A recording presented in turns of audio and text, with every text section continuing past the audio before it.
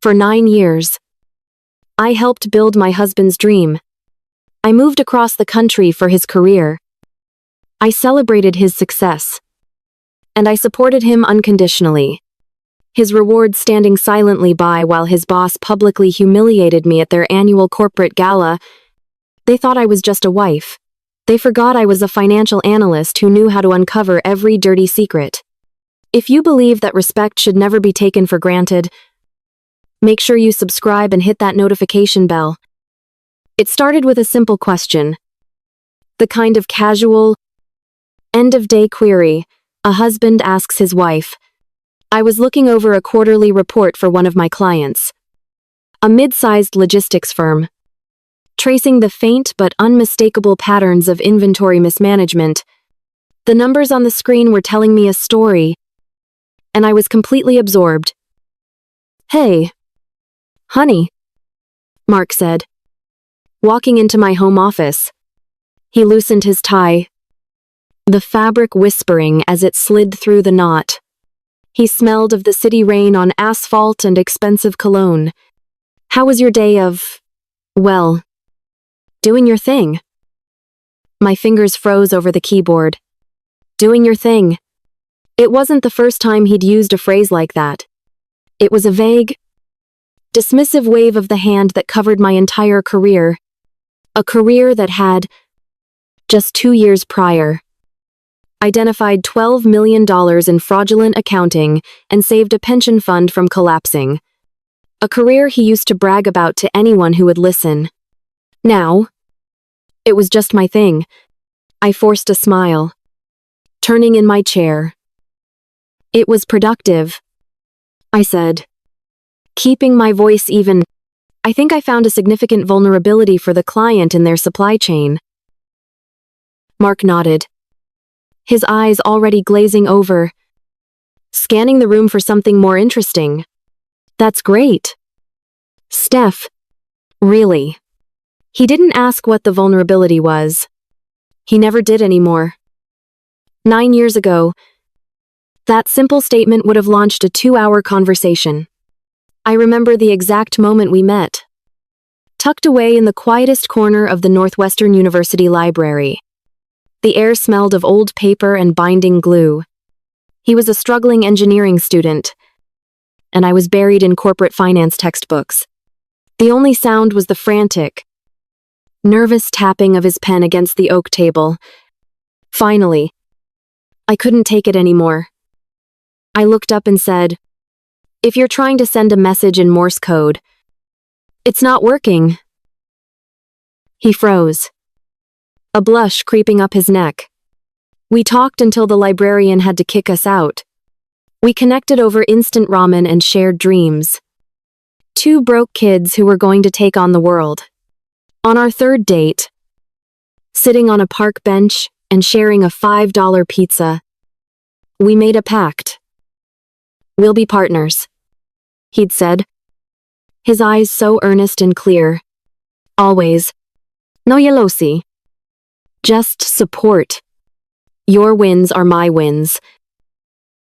I believed him. I held on to that promise like a sacred text. In the early days, he was my biggest champion. After graduation, I started my own financial analysis consultancy from our tiny apartment's kitchen table.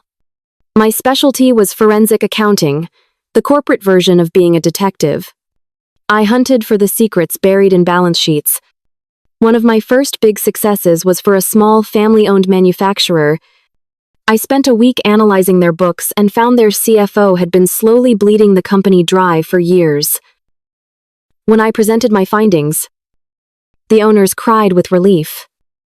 That night, Mark came home with a cheap bottle of sparkling wine.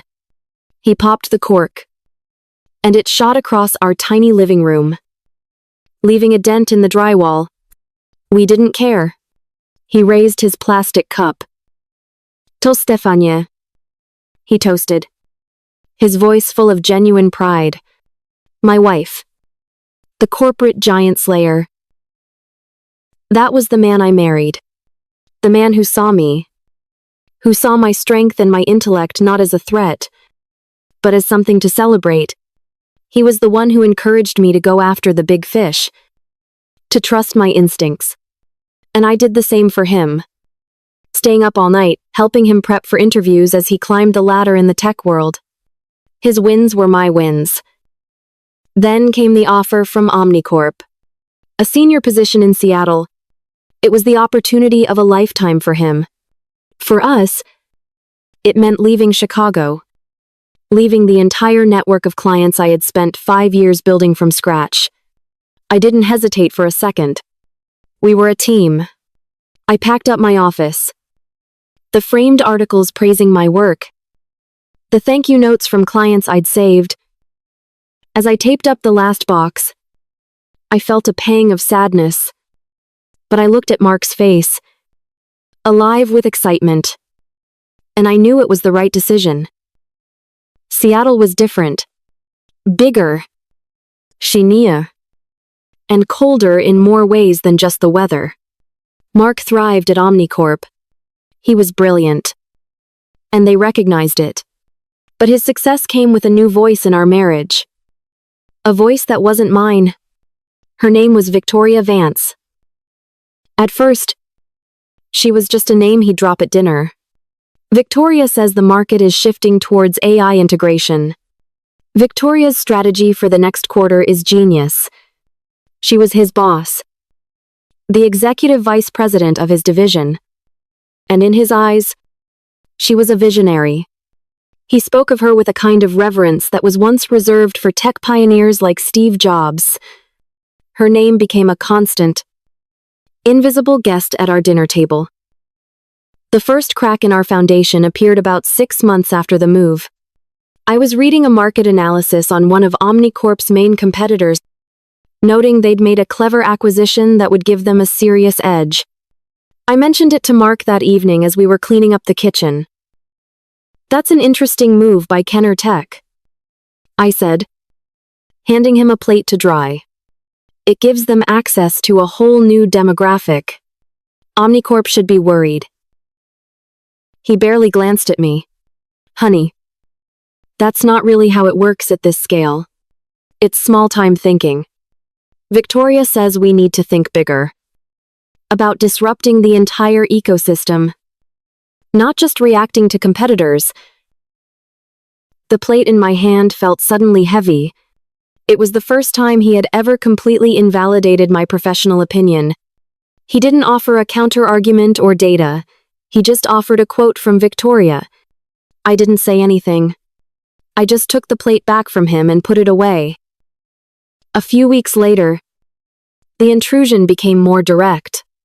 Mark had been at a late-night work event. Some schmoozing thing with investors. I was already in bed reading when my phone buzzed with a text from an unknown number. "He's Stefania. It's Victoria Vance. Mark told me you're holding down the fort while he's changing the world with us, so appreciate your support. XO. V."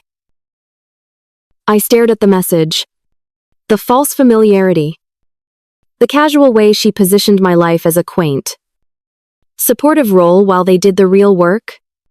And that XO, it was a power move. A way of signaling an intimacy with my husband that excluded me. I showed it to Mark the next morning. He just shrugged. "She's just being friendly. Steph, that's how she is." But it didn't feel friendly. It felt like a warning. The slow, steady erosion of my value continued. That spring, we went to a dinner party at the home of another OmniCorp executive.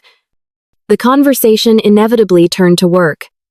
A woman across the table, Alavier, turned to me with a polite smile.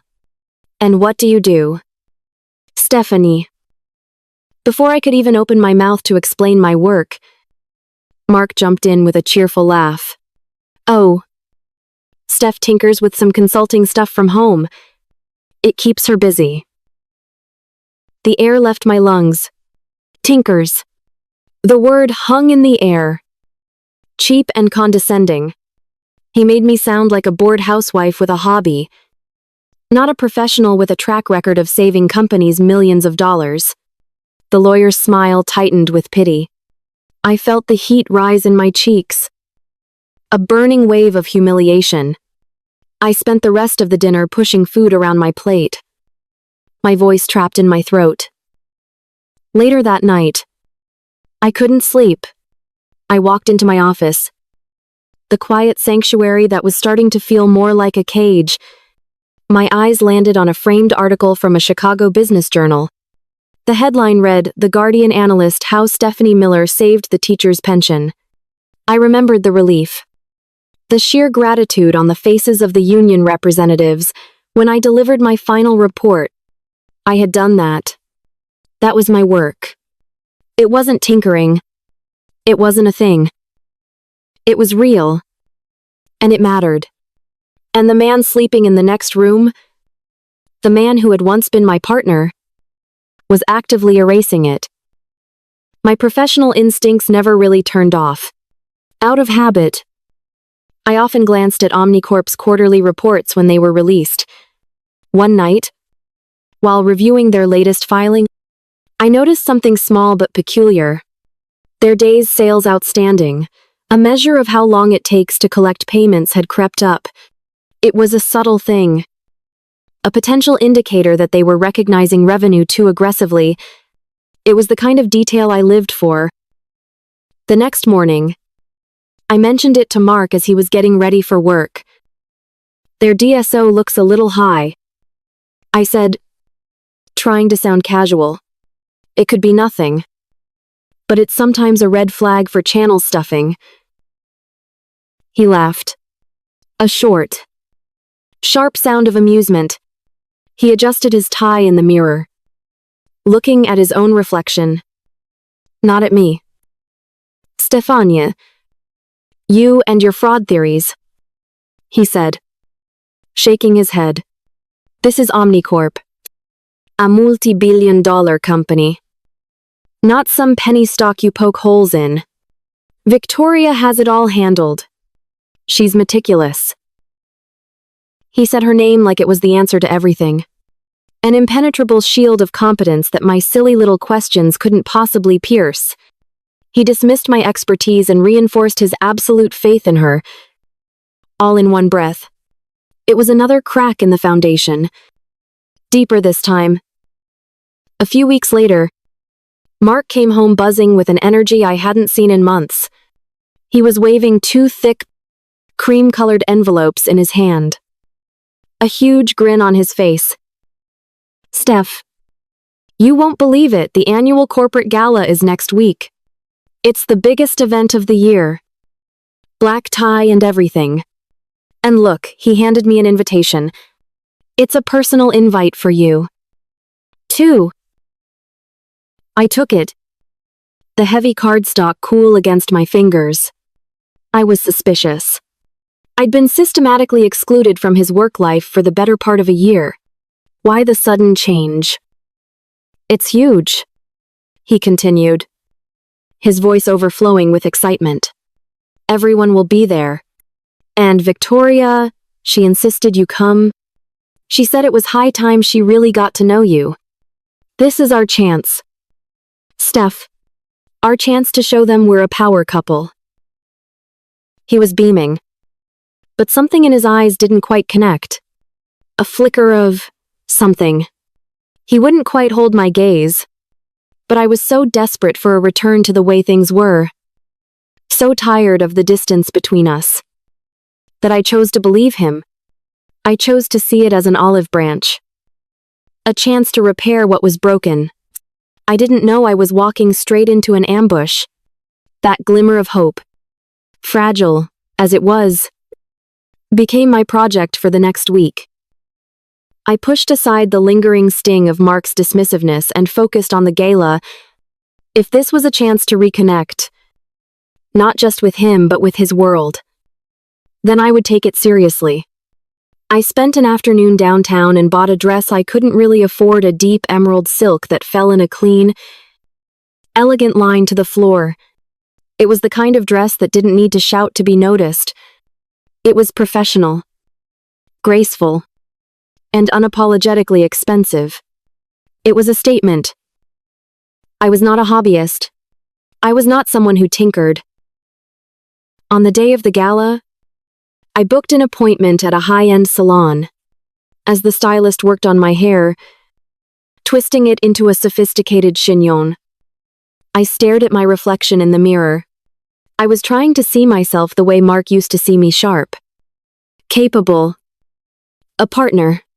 For a few hours, surrounded by the scent of hairspray and the quiet hum of hairdryers, I almost convinced myself that the woman in the mirror was the one he would see tonight. That he would look at me and remember the pact we made on that park bench. The promise of us against the world. It was a foolish, disparity hope, but it was all I had. When Mark came home that evening, he stopped in the bedroom doorway as I was putting on my earrings. He was already in his tuxedo, looking handsome and polished. "Wow, Steph," he said, his voice holding a note of genuine surprise. "You look incredible." For a moment, it felt real. His eyes met mine in the vanity mirror, and I saw a flicker of the man I'd married. "You clean up pretty well yourself," I replied, a real smile touching my lips for the first time in what felt like weeks. We were a power couple. Just for a moment. Getting ready to take on the world together. The drive to the hotel was filled with his chatter about OmniCorp. About the big players who would be there. About how important this night was for his career. I listened, nodding along, my hand resting on his knee. The hope inside me solidified a little more. Maybe this was all it took. Maybe I just needed to show up. To play the part. And we could find our way back. The ballroom was breathtaking. It was a cavern of glittering light. With chandeliers like frozen waterfalls dripping from the ceiling, a live jazz trio played softly in the corner. Their music a sophisticated murmur beneath the chatter of hundreds of voices. The air smelled of expensive perfume and gourmet food.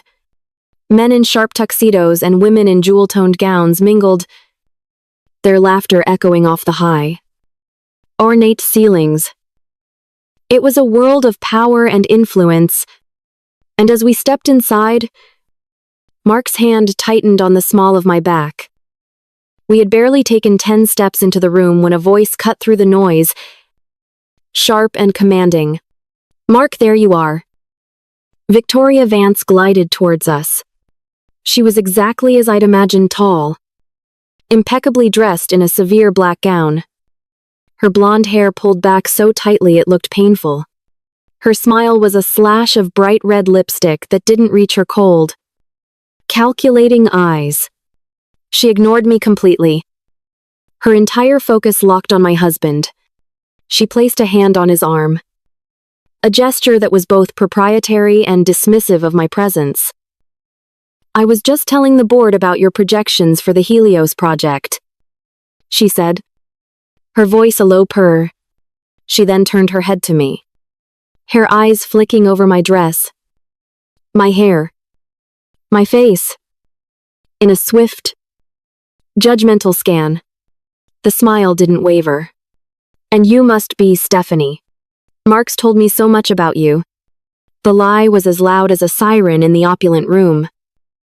Before I could offer a polite response, she turned back to Mark, her grip tightening on his arm. "Mark, darling, I absolutely must introduce you to Mr. Aitchen. Blackwood from the board. He's only here for another 20 minutes. Come on." She physically pulled him away, leaving me standing alone in the middle of the swirling crowd. He glanced back at me over his shoulder. A helpless, apologetic look on his face before he was swallowed by the sea of black tie suits. I stood there for a moment, feeling the familiar chill of being invisible, but I took a deep breath. This is his work night. I told myself, it's okay. Mingle. Be the supportive wife. I made my way to the bar, ordered a glass of champagne, and tried to look like I belonged. After about 15 minutes of awkward smiling at strangers, I decided to find our table. I navigated through the clusters of people until I found the seating chart. A large, calligraphed board near the entrance to the main dining area. I scanned the list. Vance. Victoria, Table 1. Miller. Mark, Table 1. And there, a few lines down, Miller. Stefania. Table 17. Table 17. It was in the far back corner of the massive room, tucked away near a service entrance. He was at the head table with the executives. And I was in the social Siberia of +1s and junior assistants. The message was clear. I was not part of his world. I was an accessory he was required to bring, to be checked at the door and stored out of sight. My heart sank.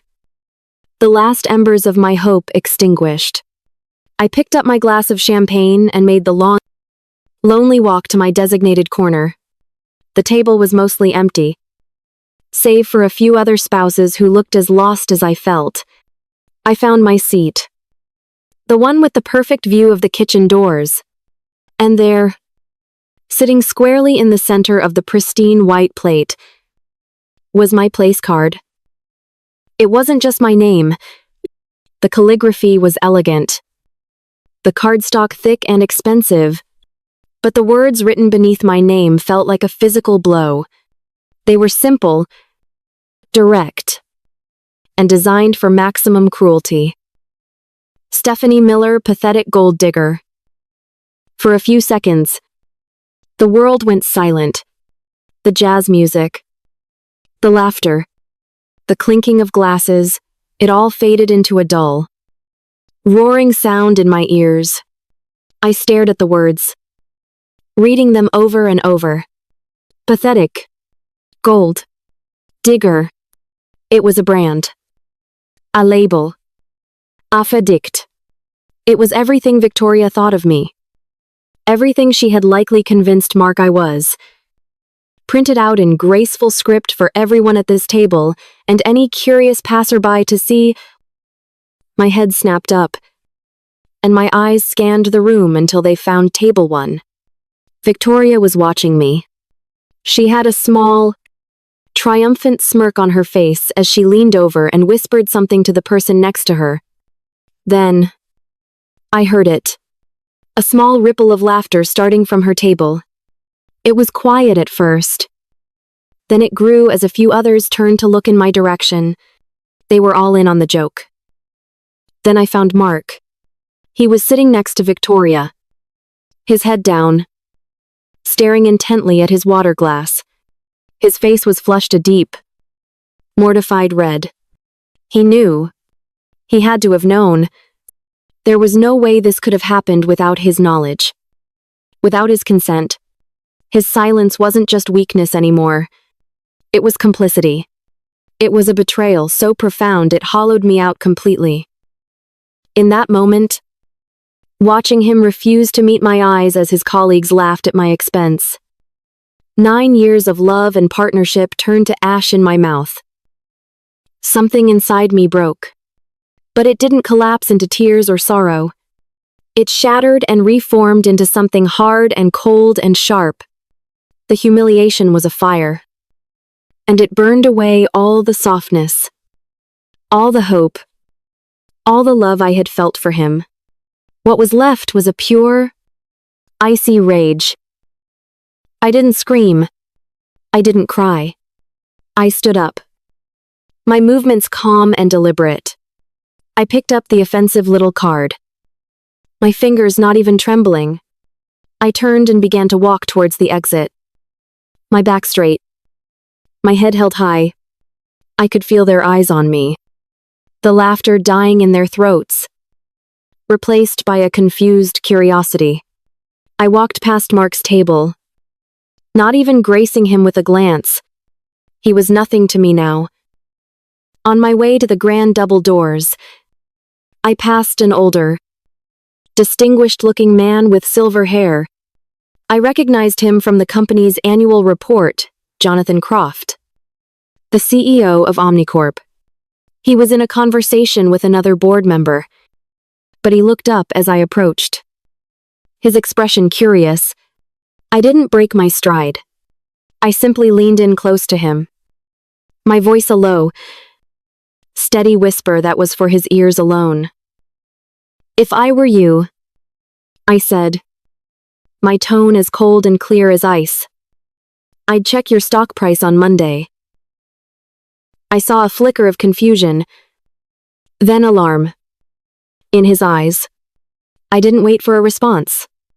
I pushed open the heavy doors and walked out into the cool night air, the sounds of the party fading behind me. The valet brought my car, and I drove home through the glittering city lights. A strange, terrifying calm settled over me. The pain was still there. A massive, gaping wound in my chest. But it was now fueling something else. A purpose. The house was empty and silent when I arrived. I walked through the rooms we had built together, the living room with the couch we'd spent a weekend picking out, the kitchen where we'd celebrated his first promotion. It all felt like a stranger's house. I was no longer a wife waiting for her husband. I was a financial analyst with a target. I was no longer a victim. I was a threat. I went straight to my office, bypassing the unopened bottle of wine on the counter that I had bought for our new beginning. I sat down in my leather chair, the one he always said was too serious for a home office. I took a deep breath, and then another. I turned on my computer. The screen flickered to life, bathing my face in a cold, blue light. I ignored the dozens of unread emails and client updates. My fingers moved across the keyboard, typing in a web address I knew by heart. The OmniCorp logo appeared on the screen, bright and arrogant. I clicked on the tab that read Investor Relations. The hunt had begun. The quiet hum of the computer's fan was the only sound in the house. For a long time, I just sat there, the OmniCorp Investor Relations page glowing in the dark, and let the silence seep into my bones. The shock had worn off, leaving behind something dense and heavy. A core of purpose forged in the fire of public humiliation. The woman who had left that gala was not the same one sitting in this chair. The wife was gone. The analyst remained. I worked through the night. Grief and fury are potent fuels. I made a pot of coffee so strong it was almost sludge and began to dig. I started with their public filings, the 10Ks and 10Qs documents I had skimmed before but now dissected with a surgeon's precision. I wasn't looking for clues anymore. I was looking for proof of what I already knew in my gut. Companies run by people as arrogant and corrupt as Victoria Vance always leave a trail. Pride makes them sloppy. By 3 a.m, I found the first thread. It was the detail I had mentioned to Mark weeks ago, the one he had laughed off the day's sales outstanding. It wasn't just slightly elevated, it was systematically creeping up at the end of every quarter for the past 2 years, only to dip back down in the first month of the next. It was a classic sign of channel stuffing, forcing more products onto distributors than they can actually sell to inflate short-term sales figures. It was a cheap, old-school trick, but dressed up in the complex financials of a multi-billion-dollar tech firm. It was easy to miss if you weren't looking for it. Victoria wasn't a genius. She was just a common cheat with a bigger vocabulary. With that first thread in hand, the entire tapestry began to unravel. I cross-referenced the dates of the sales spikes with the company's press releases and stock option grant schedules. A sickening pattern emerged. A week or two before the end of a quarter, there would be a flurry of large, vaguely worded strategic partnership announcements. These would coincide with the spike in sales. Then, immediately after the quarter closed and the strong results were announced, a new batch of stock options would be granted to senior executives, including Victoria and, I noted with a twist of my stomach, Mark. The options were granted at a price that didn't yet reflect the artificially inflated results. It was a perfectly timed, predatory dance of greed. They weren't just lying to the market, they were methodically robbing their own shareholders. And Victoria's signature was all over it. As the sun began to cast a gray light into my office, I knew I had enough. It was circumstantial. Yes. But it was a compelling narrative of deception that any skilled analyst would recognize. But I couldn't publish it as Stephanie Miller, the scorned wife. That would be dismissed as a bitter, personal attack. I needed a different identity. I needed to be an objective, anonymous voice of authority. I opened a new browser tab and went to a well-known, high-traffic investment forum, a digital watering hole for day traders, hedge fund managers, and financial journalists. I created a new, anonymous account. I needed a name that sounded credible, impartial, and a little intimidating. I typed it in Equity Watchdog 47. It was sterile, clinical, and untraceable. It was perfect. For the next hour, I wrote. I purged every ounce of personal emotion from my words. The text was dry, dense, and packed with data. I didn't make accusations. I simply asked questions. Can OmniCorp management explain the consistent correlation between end-of-quarter sales spikes and executive stock option grants? Is the market aware that the company's days sales outstanding metrics are trending significantly above industry averages? I laid out the data in charts and tables, citing only their own public filings. I ended the post with a simple, chilling sentence. Investors may want to exercise extreme caution. My finger hovered over the post button. This was the point of no return. This wasn't just a marital spat anymore. This was an act of corporate warfare. I thought of Mark's face, bowed in shame at that table. I thought of Victoria's smug, triumphant smirk. I clicked the button. A feeling of terrifying, liberating finality washed over me. I spent the rest of the day in a daze, watching my post online. At first, there was nothing. Then, a single comment. Then another. By noon, the thread had a dozen replies. By late afternoon, it had over 100. Analysts were running their own models, confirming my numbers. Hedge fund guys were debating the potential fallout. A few journalists from financial blogs started asking questions. I had lit a match. And now the forest was beginning to smolder. I was so engrossed that I barely registered the sound of the front door opening. Mark was home. He walked into my office, his face pale and drawn. He was still in the tuxedo from the night before, the bow tie undone and hanging crookedly. Steph, we need to talk about last night, he began, his voice weak. I turned my chair to face him, my expression a blank mask. There's nothing to talk about. Of course there is. I am so sorry. I froze. Victoria. She can be very persuasive. And I didn't know what to do. You did nothing, I said, my voice flat and devoid of emotion. That's what you did. And it was the loudest thing you've ever said to me.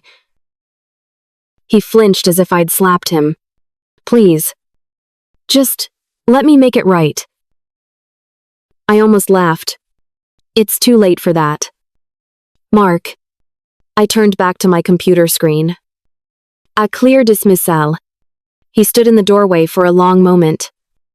Then, with a defeated sigh, he turned and left. I heard him walking up the stairs to his bedroom. That evening, something new happened. An email notification popped up. But it wasn't a comment on the forum. It was a direct message, sent through an encrypted, anonymous service. The sender's name was Omni, Insider. My heart began to pound. The message was short. I read your post. You're right. But it's worse than you think. They're not just bending the rules. They're shattering them. I have proof. I stared at the screen. My breath caught in my throat. This was it. The whistleblower. The missing piece. I wrote back immediately. My hands shaking slightly. How can I trust you? The reply came a minute later. You can't. But you have no other choice if you want the whole truth. Attached was a single, heavily redacted document. It was an internal expense report. But the numbers that were visible were for a shell corporation I had already flagged as suspicious. This person was real. Over the next hour, we established a secure method of communication. Then, the files started coming. Internal emails, Slack messages, unredacted financial projections. It was a treasure trove of corporate malfeasance. And right in the middle of it was the smoking gun. It was a chain of emails between Victoria and the CFO. In it, Victoria was explicitly directing him to reclassify certain R&D expenses as capital expenditures, an accounting trick to make the company's current profitability look much healthier than it was. Her final email in the chain was arrogant, careless, and utterly damning. Just make the numbers work. She had written, the board cares about the bottom line, not the footnotes. A good bonus is worth a little creative accounting. I felt a wave of nausea and, beneath it, a surge of vindication. It was all there. In black and white. It was proof. The disgust I felt was quickly replaced by a cold, methodical focus. I knew what I had to do. I started writing my second post. This one was different. There were no questions. There were only answers. I laid out the entire scheme. From the channel stuffing to the fraudulent accounting. Step by step. I embedded the anonymized documents as exhibits, redacting only the whistleblower's information. I wrote with the clinical precision of an indictment. The final paragraph was a direct blow. This is not a case of mismanagement or aggressive accounting. I wrote, this is a calculated, multi-year fraud orchestrated by senior management to enrich themselves at the expense of their shareholders. OmniCorp is not a healthy company. It is a house of cards. And the wind is starting to blow. I posted it just after midnight. The next morning, the world exploded. My post wasn't just a topic on a forum anymore, it was the headline on Bloomberg. The Wall Street Journal had a team of investigative reporters on it. By the time the stock market opened, OmniCorp's stock was in freefall. It dropped 20% in the first 5 minutes. Then 30%. Then the Nasdaq halted trading on the stock altogether pending a company statement. The house of cards was collapsing in real time. I watched it all unfold from my office. A strange sense of detachment washing over me. I had done this. My tinkering had brought a corporate giant to its knees. While the financial world was in a frenzy, I was calm. I opened a new document and drafted my resignation letter to my few remaining clients. Then, I opened another browser tab and looked up the number for the best divorce attorney in Seattle. I made an appointment for the following week. Finally, I polished my resume and sent it to a top-tier executive headhunter I'd known from my Chicago days. With a short note, looking for a new challenge, preferably on the East Coast. I was systematically dismantling my old life and building the foundations of a new one. Around noon, my phone rang. The screen showed Mark's name. I let it go to voicemail. It rang again immediately. And again. On the 4th try, I picked it up. A sense of morbid curiosity compelling me. I didn't say anything. Mark's voice was a choked, panicked whisper. He was breathing heavily, as if he'd been running. Steph. Thank God. Are you seeing this? The stock? The news. It's a nightmare. I remained silent. Victoria's been suspended, pending an internal investigation. He stammered, his voice cracking. The SEC just announced a formal inquiry. They're sizing servers. It's all falling apart. Steph, please. I need your help. I need your expertise. I don't know what to do. The sound of his panicked voice on the phone, thin and reedy with desperation, was the sound of a distant, irrelevant tragedy. I need your expertise. He'd pleaded. The irony was so thick I could have choked on it. The very expertise he had belittled, the skill he had reduced to a thing you tinker with, was now his only lifeline. I let the silence hang in the air for a long moment, listening to his ragged breathing on the other end of the line. Come home, Mark, I said finally, my voice a flat, calm desert, where his panic could find no purchase. I hung up before he could reply. He must have broken every speed limit, because less than 20 minutes later, I heard his car skid into the driveway.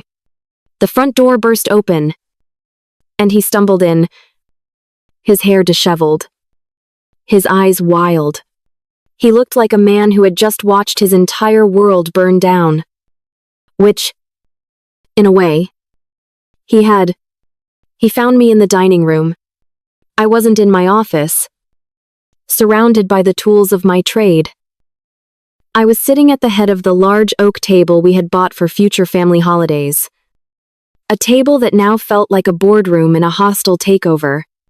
I was perfectly calm, my hands resting on the polished wood. Steph, he gasped, rushing towards me. You have to help me. I don't know what's in those servers. I swear, I just did my job. Victoria, she handled all the strategy. You have to believe me. You can fix this. You can find a way. He stopped short. He had just noticed the 3 documents laid out neatly in front of me. Arranged like a formal place setting, they were the only things on the vast, empty table. His frantic monologue died in his throat, replaced by a confused frown. What? What is this? He asked, his voice barely a whisper. I didn't speak. I simply slid the top document across the polished surface towards him. It was a single page. The letterhead crisp and professional. It was a formal offer of employment. Director of Equity Research at Whitfield Capital, one of the most respected investment firms in New York. The starting salary listed at the bottom was nearly double what he made at OmniCorp. His eyes scanned the page, his confusion deepening. Then, I pushed the second document towards him. The bold, stark font at the top was unmistakable. Petition for dissolution of marriage. His breath hitched. He stared at it, his face draining of all color.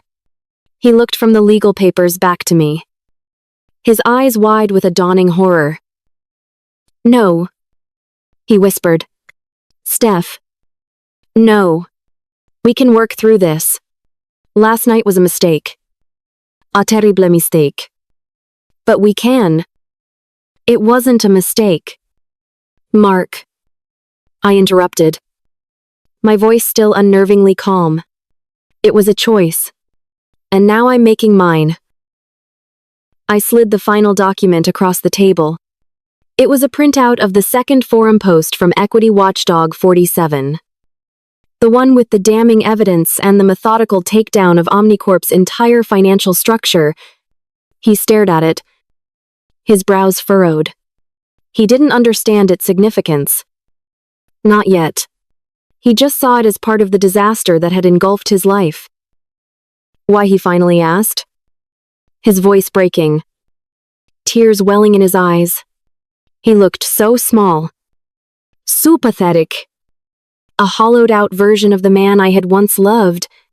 Why are you doing this? Is it because of the name tag? Because of what Victoria did? I know it was cruel.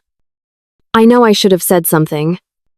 But to end our marriage over it, to abandon me now, I looked at him, truly looked at him, and felt nothing. No pity. No anger. Just a vast, empty distance. The emotional core of our marriage had been surgically removed, and I was looking at the empty shell left behind. It wasn't the insult. Mark, I said, and my voice was as quiet and final as a closing door. It was your silence. For 9 years. I celebrated your voice. I championed it. I amplified it. I made sacrifices to make sure it was heard. All I ever asked was that you do the same for me. And in the one moment it mattered most, when I was being publicly crucified, you chose to be silent. You let her erase me so you wouldn't have to risk your seat at her table. I let the words settle in the quiet room. He shook his head. A gesture of denial. Of incomprehension. I don't understand what this... He gestured helplessly at the printout on the table. What this has to do with anything. I leaned forward slightly, my eyes locking with his. And then I delivered the final blow. I am equity watchdog. I said. The transformation on his face was terrifying to watch. It moved through a series of stages in a matter of seconds. First, utter confusion. As if I had just started speaking in a foreign language. Then, a flicker of disbelief as his mind struggled to connect the pieces. Then came the dawning. Sickening realization. His eyes darting from the printout to my face and back again. And finally, a wave of pure, unadulterated horror washed over him, so profound that he physically recoiled, stumbling back into one of the dining chairs as if his legs could no longer support him. The color drained from his face, leaving behind a waxy, gray pallor. He looked like he was staring at a ghost. You, he breathed. The word a ragged exhalation of air. It was... you. I simply nodded. He saw it all then. My casual question about the company's financials weeks ago. My late night in the office after the gala. My quiet, chilling warning to the CEO. It all snapped into place for him. He wasn't the victim of some random, anonymous attack on his company. He was a casualty of a war he hadn't even known was being fought. Brought on by a wound he himself had inflicted. He looked at me. But he wasn't seeing his wife anymore. He was seeing the architect of his ruin. I stood up from the table, the legs of my chair scraping softly against the hardwood floor. The sound was deafening in the silence. I didn't say another word. There was nothing left to say. I walked past him, his slumped and broken form a statue of regret, and went upstairs. I had packed a single suitcase that morning, filled with my clothes, my personal documents, and the framed article about the pension fund I had saved. I wheeled it out of the bedroom, the plastic wheels making a steady, rhythmic clicking on the floor. It was the only sound in the house. I walked down the stairs, past the dining room, and towards the front door. I didn't look back. I didn't need to. The image of his shattered face was burned into my memory. I pulled the front door open, stepped out into the bright, indifferent afternoon, and closed it gently behind me. The soft click of the latch was the final punctuation mark on our 9-year marriage. The next 6 months were a blur of focused, relentless motion. I moved to New York, finalized the divorce, and started my new life. The woman who had felt invisible in Seattle was gone. In her place was a director at one of Wall Street's most formidable firms. 6 months to the day after I walked out of that house, I was standing in a glass-walled conference room on the 47th floor of a Manhattan skyscraper. The view of the city skyline spread out before me. A breathtaking panorama of steel and ambition. I was leading a meeting with my team of analysts, dissecting the financials of a new tech IPO. Their user acquisition cost is unsustainable, I said, pointing to a projection on the large screen.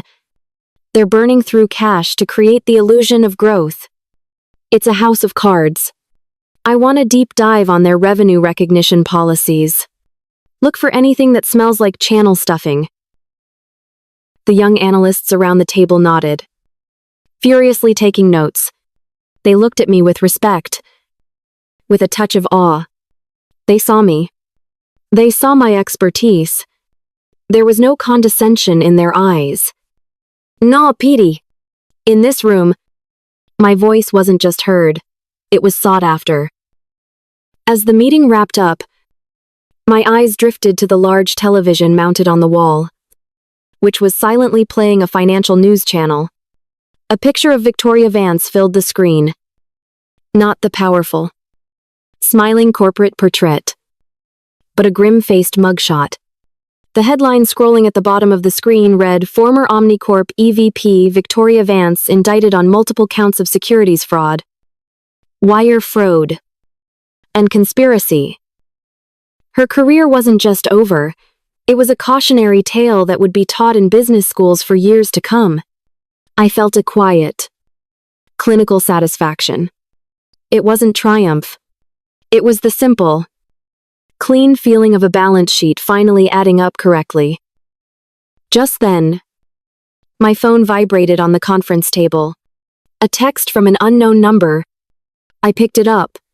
It was from Mark. I lost everything.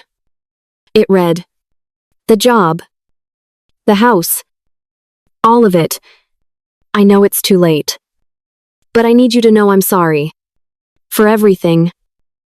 I stared at the words on the screen. The pathetic plea from a man I barely recognized anymore. A year ago, a message like that would have shattered me. Now, it felt like a faint echo from a distant world. I held my thumb over the screen for a moment. Then I pressed delete. The message vanished. He was erased. I walked over to the floor-to-ceiling window and looked down at the city below. The cars were like tiny blood cells moving through the arteries of the metropolis. I thought back to that night at the Gala, to the whisper I had delivered to the CEO. That one quiet sentence had set all of this in motion. It had unraveled lives, ended careers, and wiped billions of dollars of fraudulent value off the market. They had tried to reduce me to 2 cruel words on a piece of cardstock, to make me small and insignificant.